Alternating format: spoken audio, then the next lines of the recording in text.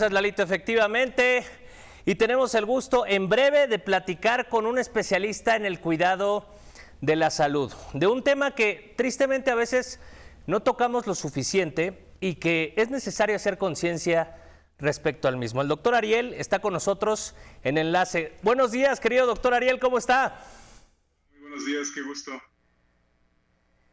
Qué gusto poderle saludar, gracias a la magia, a la tecnología, platicando hoy del cáncer de testículo. Platíqueme un poquito qué es, al margen de la obviedad, y cuáles son las diferencias de ese cáncer y otro tipo de cáncer que nos da a los hombres.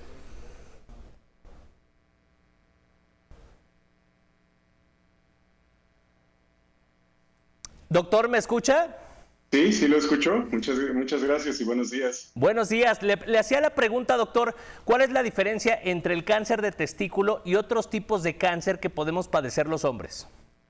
Ok, es una pregunta muy importante en el sentido de que el cáncer de testículo como tal es una entidad en la cual las células germinales, que provienen en este caso pues de las gónadas, en este caso pues del testículo, en el caso de los hombres, y de los ovarios en el caso de mujeres, es una placa relativamente común en dos grupos etarios factibles, en este caso en pacientes jóvenes, que estamos hablando alrededor de los 15, 20, 25 como un promedio, a veces un poco menores dependiendo, y otro grupo que predomina aproximadamente entre los 30 y los 40 años. En este caso son grupos de tumores no seminomatosos y seminomatosos. Entonces es muy común, mejor explicado, la cuestión de los tumores testiculares asociados a estas situaciones. ¿Pueden haber otros tipos de tumores testiculares? Sí, incluso pueden haber sarcomas paratesticulares, llegamos a encontrar linfomas, que son tumores como tal provenientes de la sangre, de los linfocitos. Sin embargo, el tipo predominante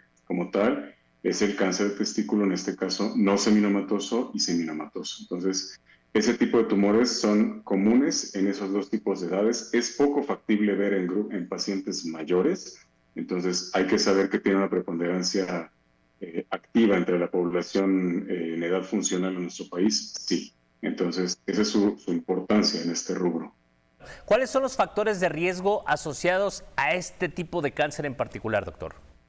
Ok, hay múltiples factores de riesgo. En este caso, uno de los que son más conocidos, por así decirlo, es la criptorquidia, que en este caso es la falta de descenso del canal testicular durante la formación, en este caso desde el embrión hasta el niño, y en el cual no alcanza a llegar al saco escrotal, y en el cual al estar en una temperatura, en una localización que no es la adecuada para ese testículo, empieza a generar algunos cambios. Pacientes con algunos síndromes genéticos, como el síndrome de Klinefelter, pacientes con talla alta, pacientes incluso con síndrome de Down y con algunas alteraciones genéticas previamente conocidas, pueden ser los que presenten este tipo de cáncer de testículo. Sin embargo, hay que saber que en la mayor parte de los casos, muchos de los pacientes honestamente no van a tener formalmente un factor de riesgo bien establecido más que la criptorquidia, que es lo que comentábamos en la falta de descenso testicular. Eso es una situación que usualmente los cirujanos pediatras, los que van evaluando a nuestros pacientes niños y demás, se van dando cuenta y se puede corregir a tiempo, lo cual puede ser una precaución completamente funcional y que pudiera prevenir esa situación. Sí, definitivamente sí. Entonces, ese es un tip para las mamás que de alguna vez, en algún sentido se dan cuenta que el testículo tal vez no ha bajado correctamente.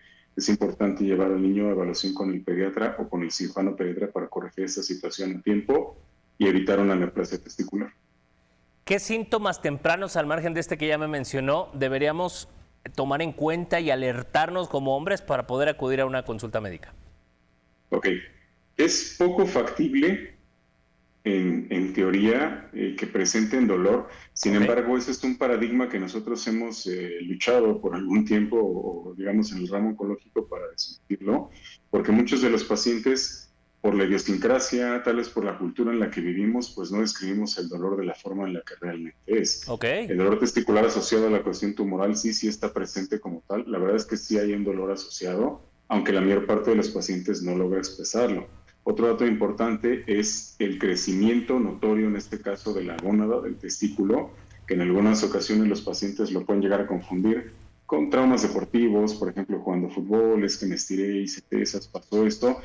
Otro dato, por ejemplo, que pasa muy desapercibido es que los pacientes a veces lo confunden con el dolor asociado al varicocele, que en este caso es la dilatación de las venas, que son tributarias del testículo y que a veces pudiera confundirse también con eso. Sí, esa es una situación muy, muy común. Ok. Y otro dato importante que muchas veces pasa desapercibido como tal es el dolor lumbosacro o un dolor en la espalda baja que está irradiado usualmente por la conexión de las raíces nerviosas y evidentemente por la cuestión de la vía linfática que viene del testículo hacia un área específica que se llama retroperitoneo, y es muy común que haya dolor en esa zona cuando ya llega a haber actividad metastásica del primario del testículo. Entonces son datos a veces que no les ponemos mucha atención. En casos avanzados puede haber datos de pérdida ponderal o de pérdida de peso, puede haber tos de forma repetitiva o crónica sin que haya una resolución. Eso podría indicarnos a nosotros que puede haber metástasis pulmonares en algunos subtipos de este tumor. Entonces son datos que a veces no hay que dejar pasar desapercibidos. Claro. Estadísticamente, doctor, hemos visto que este tipo de cáncer se presenta mayormente, o es común que le dé a los hombres en edades tempranas, jóvenes, digámoslo así. ¿Por qué es esta situación?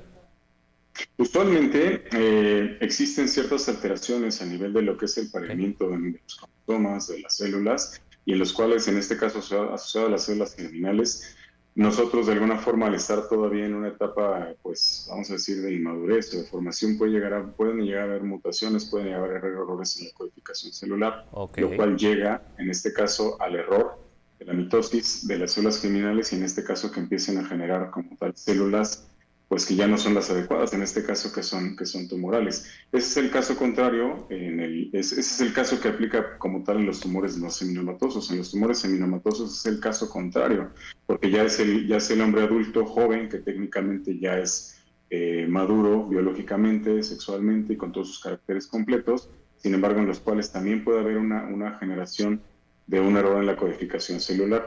La estadística en este caso del seminoma es menor que la del no seminoma, sí. Vemos más errores en la codificación celular, en pacientes en edad temprana y por ende la estadística también es mayor en estos casos. Ok, ahora vamos a hablar de un término que en otro tipo de circunstancias de salud es muy utilizado, que es la autoexploración, pero que lamentablemente quizá por un tema cultural, de tabúes y demás, en los hombres no, y más cuando se trata de autoexploración testicular.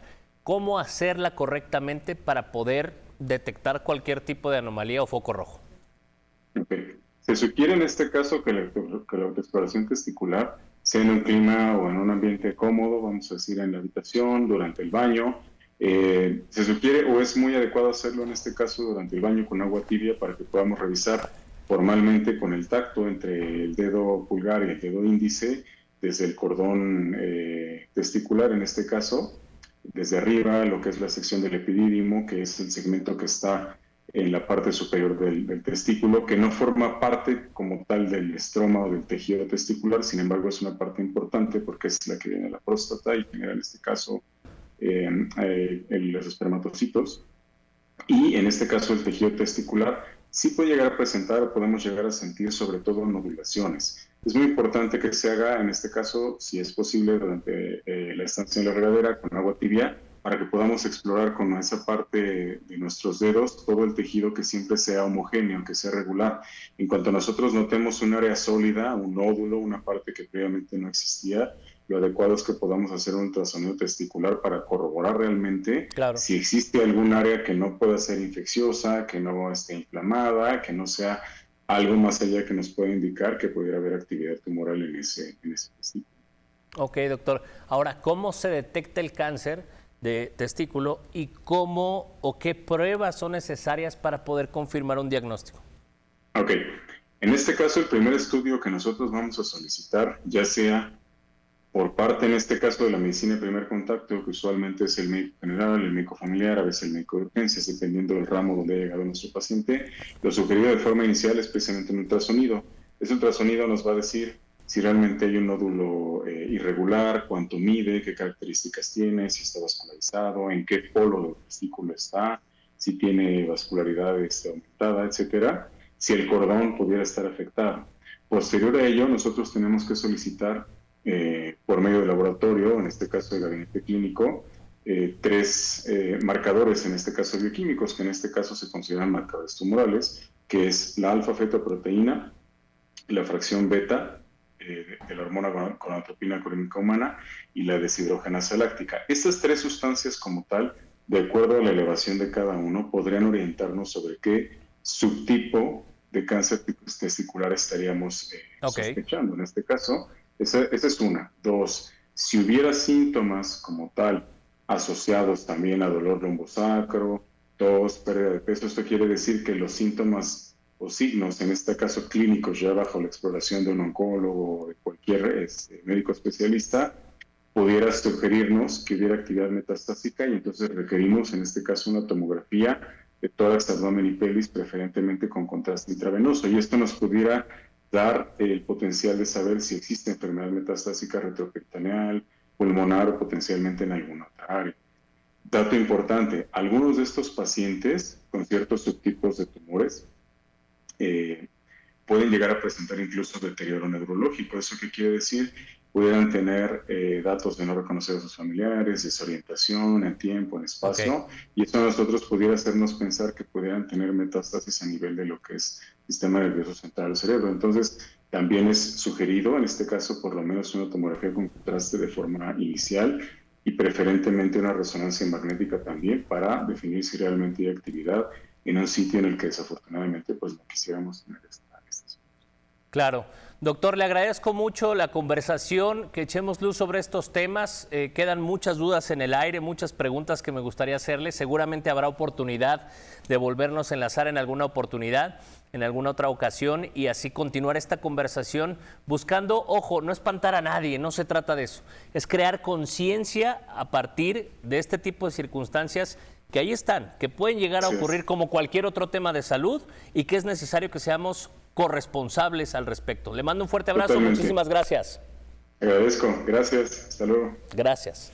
Ahí está el doctor Ariel con este tema tan importante para que pongamos atención a ese respecto. Vamos a hablar de deportes con la que sabe y sabe bastante. Nat López está lista. Adelante, Nat.